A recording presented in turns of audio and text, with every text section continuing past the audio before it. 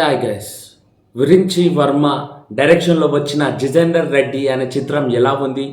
ఇక దీని రివ్యూ తెలుసుకునే ముందు మన ఛానల్ని సబ్స్క్రైబ్ చేసుకొని లైక్ చేసుకోండి, మరింకిని అప్డేట్స్ తెలుసుకోనికి.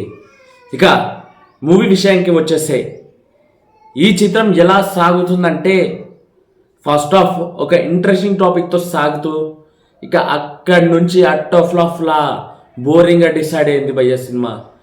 ప్రతి ఒక్క పదాన్ని చెప్పడానికి ఎంత లాగ్ కొట్టిండంటే అంత లాగ్ కొట్టిండు.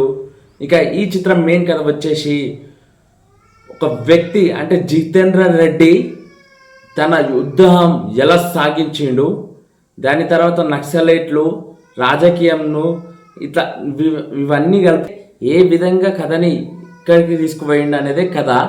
లాస్ట్కి అతను చనిపోయి ఏం జరిగింది, చనిపోయే ముందు అనేది చూపించిండు.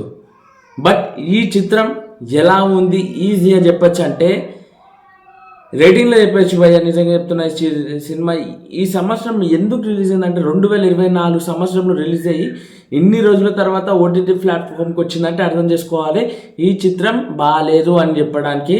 ఈ చిత్రంకి 5కి 2.1 రేటింగ్ ఇస్తాయి. ఎందుకంటే కొంచెం అక్కడ బాగుంది, కానీ ఇక మిగతా సాంగ్స్ ఇవన్నీ ఏంది భయ్య పిచ్చ బోరింగ్ ఇచ్చినావు. అసలు దాన్ని సినిమంటారా ఏమంటారా చూడలేకపోయినా నేనైతే.